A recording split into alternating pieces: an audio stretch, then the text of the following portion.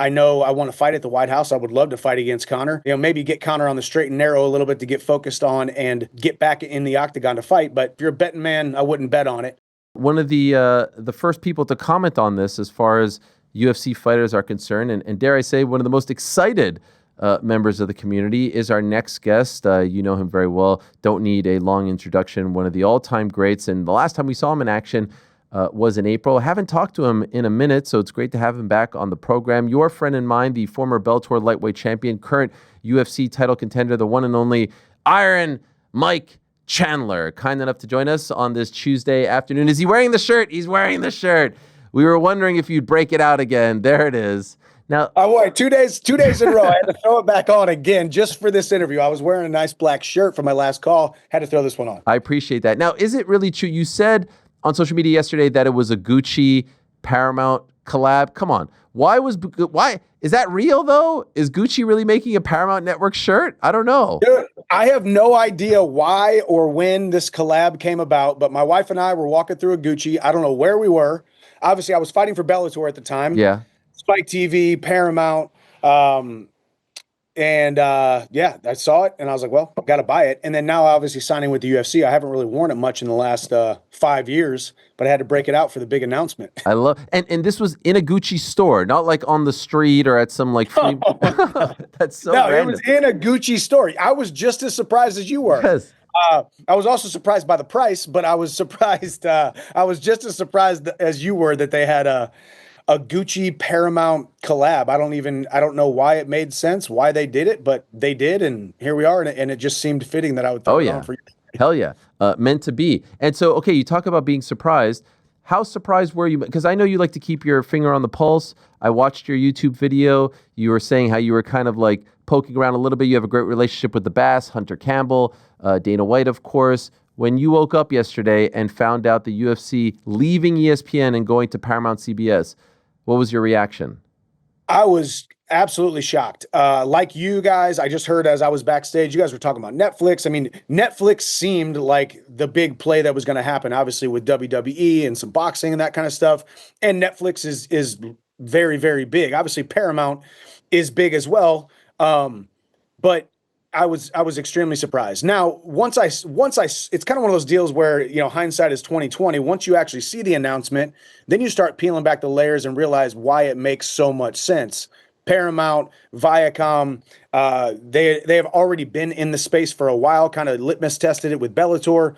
Maybe they had a great experience, maybe they didn't, but obviously the UFC is a completely different beast. So it makes a ton of sense. Paramount Plus, they have a ton of subscribers because of all of their 40,000 plus episodes and shows, like you guys were talking about, Landman and Tulsa King, Yellowstone, and then obviously all the fight nights on Paramount as well as CBS. So it makes a ton of sense. I mean, someone said something about how the UFC was, the kind of the timeline of what they did back in the day with Fox and then ESPN. ESPN was a huge step up with our little tickers and our little banners down at the bottom while Stephen A. Smith and Skip Bayless are talking about the Dallas Cowboys this coming Saturday or Sunday or whatever it is. The UFC became mainstream sports for those 5 years. And now coming over to Paramount and then now going to network television that anybody with a TV and an antenna in rural United States anywhere is going to get ABC, CBS, NBC, Fox, those couple 4 or 5 channels. It's pretty ridiculous. And once you start peeling back the layers, you start to realize how much sense it actually makes. And man, I'm excited because I've already had a couple people I've spoken to since my Viacom Paramount days where it has all come full circle because I'm probably one of the only guys, Patricio Pitbull, Patchy Mix may or may not have been, all part of that Viacom family. I don't know when he came in, but some of those guys who came in from Bellator. Okay, a couple of things specifically I wanted to ask you about. Obviously, you're a pay-per-view fighter. You're always fighting on pay-per-view these days when you're a part of the UFC. They're saying no more pay-per-view. What's your reaction to that? I love it. I think it's a win for everybody. I mean, obviously, the immediate knee-jerk reaction that everybody always has when they see 7 years, $7.7 billion is big bad UFC making all this money and the fighters aren't making any of it, right? When it comes to the pay-per-views, the fans win. the consumers of mixed martial arts win. So as when you were spending over $1,000 a year on your ESPN Plus subscription, plus paying $80 per month for the pay-per-views, and now it just costs you, what is it? Is it $12.99 per month? Yeah. Or the basic plan, which I think I heard them talking about it yesterday on some MSNBC Money Business channel, that even if you have the $7.99 cheaper version, you still get to watch it, but you have to watch it with ads. So the barrier to entry, the financial barrier to entry for people, people that you know who maybe don't even want to get into the sport. You're a champion in it, and you're a disciple of mixed martial arts and how beautiful this sport is, but they don't want to handcuff themselves to something that's going to cost them over $1,000 a year for an extra entertainment hobby that they have. I think it just brings down the barrier to entry. I think it's great for the consumer. It's great for the fans all around the entire country and the world. And I think ultimately a rising tide raises all ships. And as the money continues to grow in the sport, we're all going to continue to make more and more money. Okay, so I'm on the record. I said it at the beginning of today's show. Like, I think it's a huge win for Paramount. It makes all the sense in the world. They get this content. They get to own the sport. I also think it's a huge win for the fans. It's much cheaper now to be a fan. The best of the UFC was behind a paywall. Not necessarily the case. If you're an NFL fan, NBA fan, you don't have to pay extra to watch the Super Bowl, NBA Finals. It should be that way as well if you want to be a mainstream sport. So that makes sense. UFC obviously made all this money, highest deal they've ever made. It's like, it's a no-brainer. The one concern for me, if you don't mind me saying, are the fighters, are you guys. And I come from a positive place. You know this, right? Like, I care about the fighters, and I want you guys to make the most amount of money as possible. And so could I ask, and I know these aren't necessarily, you're not a UFC representative per se, but I appreciate that you're willing to talk about these things. Could I ask, do you think that because now the UFC is making so much more, that will lead to maybe like higher bonuses, 50 to 100, let's just say, or a higher sort of like entry level pay, not 10 and 10, maybe 20, 20. Do you think there'll be a trickle down effect to the fighters because this price tag has been so high? I do think so. That is my personal opinion, but maybe that's just because of my experience in mixed martial arts. All right. A lot of people, if you don't know my career, I fought outside the UFC for the majority of my career. I will never fight inside the UFC as long as I fought outside of the UFC. So I understand both sides of the coin, and I have had nothing but a very, very positive experience thus far with the UFC. And I make really great money. I am taking care of my family. And I do know, Ariel, that you are an advocate for the fighters. I do know that you care about us. You care about the sport. You want to see all of us taken care of, not just the big promoter, but the fighters as well and the fans. I think all that stuff is on the table. I'm not going to sit here and go on record saying that the UFC should do this, but it would make sense if maybe some bonuses went up or the overall money went up. But you can't have those conversations until big storylines like this hit, big headlines like this hit, where you're talking about $7.7 billion. And I think it's just a testament to how big the UFC has grown. And now I think not only have we gotten to this point, but now being on CBS and Paramount and the barrier to entry is much smaller. Plus, you're talking about a fight at the White House. You're talking about these huge events. Can you imagine a fight at the White House on CBS where everybody in the entire country has access to it because it's on CBS? It just grows the sport. And ultimately, as the sport grows, the money will continue to catch up. And I will say, there's a lot more money happening inside of the UFC and the sport of mixed martial arts than the UFC will ever gloat about, than the UFC will ever brag about. And that's just the way that they like it. That's how they like to run their business. But I think a lot of us are doing pretty fine. Yes. And to add to that White House sentiment, on July 4th, on America's 250th birthday, I mean, there's nothing more American than that. So what a scene that's going to be. It's going to be unbelievable to think that the sport, 9 years ago was banned in New York State, and to see how far it's come in a short amount of time is pretty remarkable. One last thing on this, if I may. I know you're technically, not someone who benefits from this, but, champions get pay-per-view points. That was one thing I was worried about for the fighters. What happens to that? Do you think that will be made up? Your contracts are different, right? You've talked about like how you had a Conor McGregor clause, and, everybody's contract is different. That's sort of the beauty of being a UFC fighter, I would think. Like, you can renegotiate after one fight, even if you have a 4-fight deal. Do you think that would get sorted out? If you're a Khamzat, if you're a DDP, if you're a Tom Aspinall, Islam, do you get taken care of? I think the UFC is a lot more fair than people give them credit for. That's what I would say. I think there's going to be public pressure. There's going to be corporate pressure. There's going to be media pressure. When you sign a deal of this magnitude, I think, I do think so. I think I'm not saying everyone. I'm sure the phone has rung off the Yes. hook. Managers are calling and fighters are calling and saying, "Hey, you're signing billions of dollars a deal per year. I want to renegotiate my contract." Things take time. This thing just got announced a little over 24 hours ago. Let a little bit of dust settle. Everybody kind of worry about the thing that they can control, which is them taking care of themselves right now, them training right now. But then ultimately, I do think this is nothing but good for the sport of everybody involved. I think the fighters ultimately, just like 30 years into the NFL, just like 30 years into the MLB, just like 30 years into every major sport, because what are we 33 years into this whole thing? Yeah, 32. Money 32. The money will continue to grow, but it can't just grow overnight. So a little bit of patience, and ultimately worrying about the best thing that you can do for yourself is making yourself an indispensable asset to your promoter, making yourself an indispensable asset to the people that have put money behind you when it comes to endorsements, when it comes to getting on microphones, when it comes to using your platform, when it comes to building a fan base outside of just punching people in the face in a cage. And if you can do that, and you can do it with class and integrity, the money just continues to multiply. I noticed while watching your YouTube video this morning that you said the next time I throw a punch will be on CBS/Paramount. Right? You said that. And so it is August, and there's still, I don't know, 3.5 months left on the ESPN deal. Does that suggest Michael Chandler isn't going to fight again in 2025? I don't have any plans to right now, but opportunities come and go pretty quick around here. This sport moves fast. I'll never forget when I got done with the fight and sat with Hunter Campbell, and he said, "Hey man, this sport moves fast, right? Pick your head up. Sport moves very fast." And nothing but good things have continued to happen. Do I know when I'm fighting? No, I don't. I know I'm itching to get back in there. I'm excited to get back in there.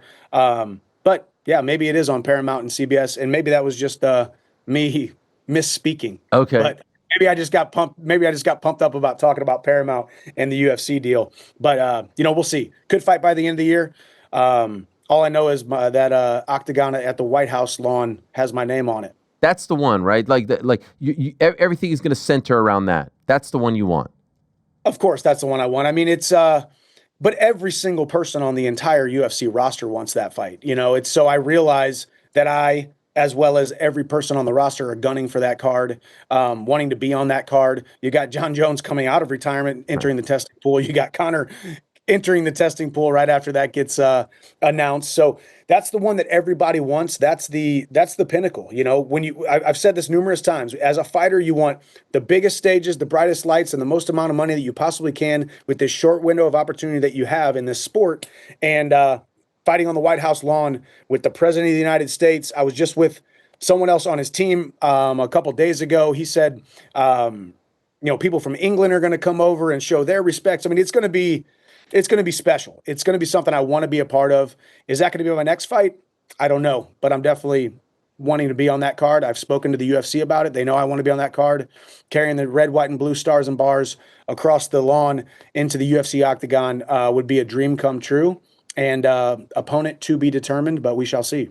And I'm sure the dream opponent is Conor, right? To finally finish that story. You deserve that. You earn that. You are entitled to that. In your heart of hearts now, because I saw you talking about it as well, and he's sort of teasing us every day. He's posting more training footage. What are you feeling in your heart of hearts? And I know we're still 11 months away or so. Do you feel like this is now back from the dead? How are you processing all of this? I haven't really processed it much. I mean, it's been a lot of the same stuff over the last couple of years with the whole Chandler McGregor Tough 31 pull out of the fight June 29th, or for the June 29th saga that we've had.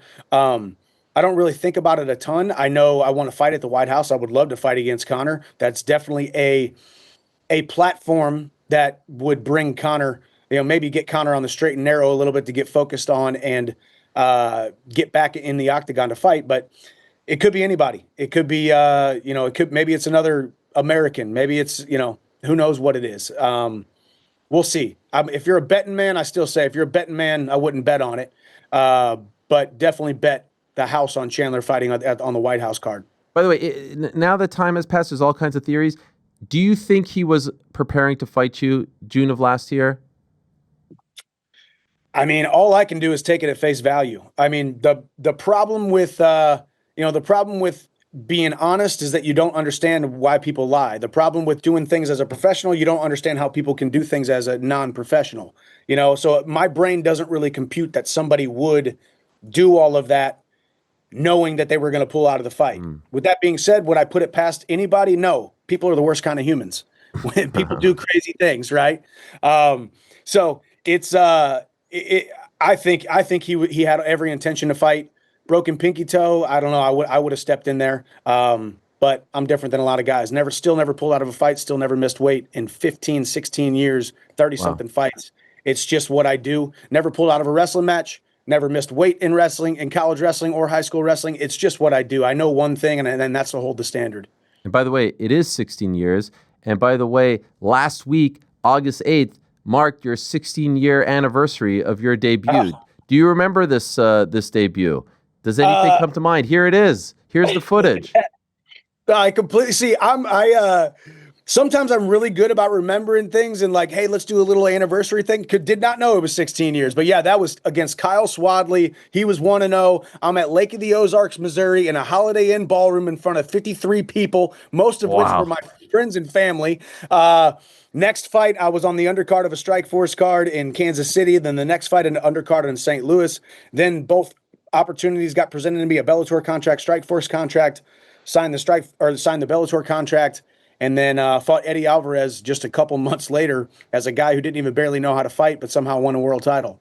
Wow, that footage is amazing. I love how like it looks like it's from 50 years ago. You say 50 something people. Like, could I ask? I love these stories. How much did you get paid for that? Did you even get anything? Some do it for free. I got paid $500, but after I paid for hotel rooms, gas, food. Pretty sure I lost money on that one. So yeah, I fought for free for that one. But that's what we got to do. You got to do it. You got to earn your stripes. You got to cut your teeth. And I've got this dream of mine that I want to get on a microphone and I want to interview every single opponent of mine in my entire career. So Kyle Swadley would be the first one. Find out where he is and sit down and talk to him about where he was in his life and what was going on. I think it'd be a really that would be brilliant. I love that. You imagine me and Poirier? Oh my God! Each other, bury the hatchet right here on the desk. Oh, I would love. Who do you think would be the hardest to book, hardest to convince? Will Brooks for sure. Why? I mean, some people hate me, but that dude really hates me. But still after all these years, probably him. I think Poirier would do it. I think Poirier would do it. Poirier's a normal dude. What do you think of all the love he got last month for his retirement fight? Dude, I loved it, man. Like it was, we as fighters, we got our little tiffs and we got our little rivalries, but dude, his contribution to the sport has to be recognized, man. I mean, he was just a young, angry little 18-year-old on that Fightville documentary, some little kid from Lafayette, Louisiana, rises the ranks up 145 and 155. Won the interim belt, fought for the title a couple times and deserved it every single time. There's a debate out there. Is he the best fighter to never win a title? I think he's definitely up there as one of those guys to be one of the best to never hold UFC gold or, unified real UFC gold. So I was a little emotional watching it, man. And I just loved watching. I loved watching it. It was, part of it somehow kind of felt like a funeral a little bit, right? But it should be like a celebration, right? It's a celebration of his career, his contribution to the sport. And now, man, go just enjoy your life. Stop, let go of this love that we have called mixed martial arts and go serve your wife, your daughter, and a baby on the way, I believe, right? So I think he's going to really enjoy this next phase of life, and I wish him the best, and I think he's going to do some amazing things. And I guess we'll see him on the desk here in a couple weeks too in Chicago. Or is that this weekend in Chicago? Yeah, this weekend. This weekend in Chicago. Seeing a former opponent and a peer go through all that, did that make you start to think about whenever your time comes?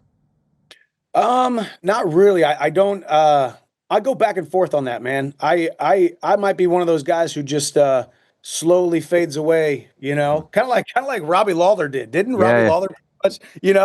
I think I'm. Almost like it's not that I don't deserve any kind of recognition or, I don't need anybody to I put my pants on one leg at a time, just like every one of these guys and gals who have dedicated their life to this sport. And I love this sport. It's afforded me some amazing opportunities, an amazing platform. But we'll see. I know there's some tread left on the tires here, and we got some big fights coming up. So I don't really think about it too much, but I feel like I'm more of a fade away into the night kind of guy. So this is the first time we speak since the Paddy fight. Now with some time, how do you feel about what transpired that night in Miami? What went wrong ultimately, in your opinion? Uh, Fell short. I felt like I couldn't get it going. Maybe that was him tactically doing a good job keeping the range, keeping the distance, throwing some kicks. Trying to get the distance, trying to get the timing. Training camp went well. I have no excuses whatsoever. I got a good night's sleep the night before. I was hydrated up. I was well fed. And just fell short, man. This is a game of inches. As you can see, I'm wearing it on my face still. Wow. But I got a big keynote about scars that I'm doing here in a week, actually, about how scars prove that you've been somewhere, prove that you've done some things, that prove that you're a man or a woman to be followed, that you've been battle tested. So I think it was just a little bit of a show and tell that I'll be able to show from stage here in a couple weeks. My recollection of the fight, like he looked so much bigger and stronger than usual. Like it's almost like he's like grown into his body. Did anything surprise you about him? Yeah, not necessarily strength, but yeah, he's definitely a bigger presence in there. He's definitely grown into a legitimate big lightweight. He's tall, he's got great range, he's got good length, and he uses it. But yeah, I think more than anything, I think he also fought tactically. He was completely okay getting taken down in that first round. Was keeping me away with some kicks and stuff, and he did a good job. Hats off to him. We'll see what transpires with this lightweight division. But I think his name is definitely in the mix because he's got a lot of hype behind him, got a big name behind him. And we'll see how it all transpires. There's like a jockeying right now, right? He's in there, Armin's in there, Gaethje's in there. Can you put your Hunter Campbell hat on for us for a moment? How would you map that out, the top of that weight class? The Hunter Campbell hat is way different than my hat. My hat is, man, give the fight to Gaethje. Wow. I want to see Gaethje go out there and fight for the title. Wow. That's me. But when it comes to the Hunter Campbell, the matchmaker hat, I mean, you got the Paddy versus Ilia rivalry. I'm still, once again, maybe this is personal slash philosophical, so to speak, but Armin pulling out of that fight the day before with a sore back or whatever he did, I'm not saying he's got to come back and fight 3 fights to get back to the title, but you got the rivalry with Paddy, and you've got Gaethje, who's just been a mainstay in the organization and in the top of the division. I would give it to Gaethje, if not Gaethje, heck, Paddy. Does Ilia impress you? Yes. He might be the most impressive mixed martial artist on the entire planet right now by far. Wow. Wow. His ability to navigate and negotiate the distance as well as when to know at the exact right time to throw his attacks, which are not very flashy, by the way. And I love that the most about him. You go back to the Conor McGregor, the phenom that Conor McGregor was, and you got all these 11-year-old kids who want to be UFC champions someday, wanting to do spinning back kicks and jumping side kicks and all this stuff. That is reserved for a select few people. I love that Ilia Topuria is winning titles and dominating people by being brilliant with the basics. A good jab, a hard overhand right, followed by a left hook, couple leg kicks here and there, good distance, and most importantly, patience, being comfortable in the octagon and knowing exactly when to throw the punches, know when to throw the combinations. He's impressive, man, and I don't see him losing anytime soon. I was just going to ask, of those 3 guys that we mentioned, who has the best chance to beat him, Paddy, Justin, or Armin? And the answer could be none. Yeah, I mean, the crazy thing is, Gaethje's obviously cleaned it up a lot when it comes to tactically. The old Gaethje would go out there and probably get starched because he's going to run into one of those big punches. He's definitely cleaned that up a little bit. Paddy is going to stay away because as big as he talks, he's going to be a little bit cognizant and afraid of the power. And then Armin, you got Armin probably easily the best grappler out of the lot. Best chance to beat him, I'd still go with Gaethje just because of how impressive his entire career has been, and he's kind of cleaned it up, and he'll fight more tactically. We actually had the conversation about this a couple weeks ago, and I think he'd fight tactically, and I think he has the best chance of beating him. I don't think these debuts were anywhere near on your level because you were a bigger name, but we have seen some guys come over from Bellator this year and initially not enjoy the success that you had when you came over. Pitbull rectified in his second fight. Patchy Mix, I don't know what that was, but that wasn't the Patchy we saw in Bellator. We get to see another one on Saturday, Aaron Pico, who some have noted looks like a sort of mini Michael Chandler out there. Did you see that one picture of him where he kind of looks like a shredded mini version of you? It's unbelievable. How do you think he does, and what do you think of Aaron Pico in terms of the success he can have in the UFC? Man, I'll tell you what, I'm happy to see where Aaron is right now. I'm happy to see that he came over to the UFC. The kid's got star potential and star skills. He had a rough go at it at the very beginning, man. What was he, two and three? Yeah, it didn't go. Yeah, and ran into a big flying knee and got submitted or knocked out. Like tough spot, but what that tells me is the young man who has been on a large platform for a very long time. He was one of the very top level wrestlers in the entire country for a very long time. And while he does get kind of some preferential treatment here and there, and he gets the best training and flies on private jets and gets on horses and that kind of stuff, that's also a lot of pressure to deal with when you're not having the success that your peers, your coaches, the media, the fans tell you that you should be having. And for him to continuing to improve since then, the very rocky start that he's had, and now be right where he's at, it's an impressive amount of resilience. So I would love to see him go out there and do not as great of his debut as me. I'd like to keep that, but I'd love to see him go out there and be impressive. I'm just joking, by the way. I wish him the best. I hope he goes out there and but it's it's very interesting right now. Obviously, seeing all three of those names coming over from Bellator just in the last couple months is very cool. So we'll see how he does. I'll be tuning in. By the way, this is the picture that I'm referring to in case you didn't know what I was talking about. This one right here. That is, and that was like 3-4 weeks before the fight. This is when he was supposed to fight in Abu Dhabi, but like, holy crap, right? Even you who has a very similar physique has to say that is impressive. Oh, that's definitely impressive. Yeah. Definitely impressive, but it's also very attainable. I think we have watered down the potential of the human spirit if a man or a woman just completely commits to something. And the dude's a professional athlete. He has nothing else to do besides train, eat right, and sleep and supplement right. So being a guy who's done it now 30-something times and looks like that, it's part of what we do. And I've seen it over the years. He's a wrestler, so we know how to work hard. We know how to sacrifice. We know the power of delayed gratification and putting in a solid 12-week, 10-week training camp and not cheat on anything whatsoever and just do it perfectly. He seems like that kind of guy. And what they're doing out there in Southern California is very special. Sam Calavita and those guys they know what they're doing. Couple more I just wanted to ask you about. Charles Oliveira, your old foe, returning relatively quickly after the knockout loss. Are you surprised?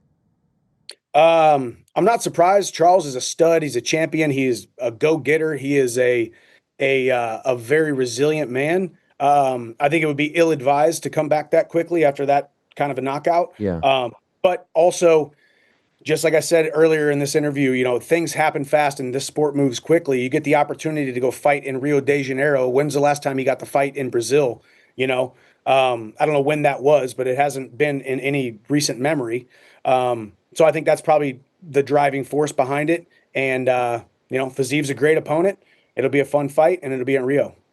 Yeah, the last time was in 2022 against Kevin Lee. So it's been, 3+ years. Understand the thinking as well. Understand where you're coming from, too. I saw Terrance McKinney say he wanted to fight you. Are you interested in that fight? Did you see that tweet? Yeah. No, well, I know you're a Threads guy, so maybe he was on Threads too. I'm a Threads guy. Yeah. So, no, not interested in that fight, but wish him well. I saw him at the fights. He wanted to take like a face-off picture. I thought we were just going to take a picture, like two dudes. This one, this right here. Yeah. And he's like, "Yeah, let's do a face-off picture." I'm like, "Yeah, no, I'm not doing a face-off picture." Why not interested? I don't know. Just I'm not really. It doesn't excite me. Not that he's not a great fighter and an impressive fighter, and I guess he was like, we'd have a great first round. I'm like, yeah, dude, I'm not here to have a great first first round. Although I do have some of the best first rounds in mixed martial arts year by year. But no, nothing against him. We'll see. We'll see what happens next. Think big. Think bigger opponent. Think big name. Think White House. Okay. That's what. Is there a chance you just wait till the White House card? Uh, there's always a chance. I don't. I don't know. Like I said, I've got a great working relationship with the UFC. It's never a battle of wills and a Sure. negotiation tactics or any of that kind of stuff. They put on fights that make sense. They put on fights every single weekend. If we want to be a part of them, we can. Sometimes they'll call me. That's how the Paddy fight came about. And then sometimes I'll call them and say, "Hey, I'm thinking this is the timeline." But right now, I'm enjoying the family, enjoying summer. Boys just started school. We got football practice tonight, and assistant coach Chandler. Oh, yeah. Yeah, man. So that's what we're focused on right now. Okay, two last quick ones. Islam at 170. How does he do against JDM in your opinion? Islam at any weight does great. Obviously, at 170 is going to be an adjustment, but Islam's a big boy, and he's going to settle into the 170 weight class fine. JDM is a freaking terror, man. His hands, his ability to go head and body. It's a tough fight for anybody. I think JDM obviously winning the title. The first title defense is kind of that litmus test for a guy. Does that belt being on your shoulder, around your waist, on your mantle, does it give you the type of confidence where you feel like you're invincible, or does it add a crazy amount of pressure where now you fight not to lose instead of fight to win? So I think that's my perspective on it. But I think Islam at 170 is going to be just as dominant as he was at 155. That's my personal take. He's a hard puzzle to solve, man. And he is a strangler, and he is a strong dude, and his hands are getting much, much better. So we've continued to see him improve over the years, and I think Islam wins it at 170. Can't wait to see that. Love to see this from Ben Askren yesterday, in particular his wife Amy, who has been incredible. I know he means so much to your video that he reposted was great as well. Did you see the latest Ben Askren video of him walking here? Unbelievable to see. When you see this, considering what he's meant to you over the years dating back to Missouri, this is a good friend of yours. He's not just Ben Askren to me, fighter. This is a personal friend of yours. What do you feel when you see this? Yeah, man, that's my big brother. I believe God puts people in your life specifically for seasons and for reasons. And I walked on to the University of Missouri, just a kid who was the lowest on the totem pole, and that man right there, with all the confidence in the world, multiple businesses going on while he was in college, focusing on winning his national title, he pulled me aside and said, you're not that great of a wrestler, but you want to work hard. You want to do the right things. You need to believe in yourself, which to him doesn't compute because he believes in himself more than anybody on the entire planet. He said, you need to believe in yourself, and I promise you can get one of these All-American plaques up here. Yeah. And I have that on my shelf right now because of Ben Askren, because he put an investment in me, and we drove all around the country, all over the summer, all off season. We'd wrestle every day. We'd get our lifts in, and we would just eat, sleep, and breathe wrestling. And without him, I don't have that on my shelf. Without him, I'm probably not sitting here talking to you. So it's almost one of those things where it's so surreal, because if you asked me who is the most superhuman person you've ever been around in your entire life, it's Ben Askren. Not to sound all weird, but how like kids think their dad is like Superman, and it's like, well, nothing can happen to him because he's Superman. Like, that's the way that I've always seen this man. And information started coming out. I think you were the first one to kind of break it publicly, but we kind of knew it weeks in advance, and we raised some money and got him flown back and all that stuff. It was surreal for me, because it's almost like that man is invincible to me.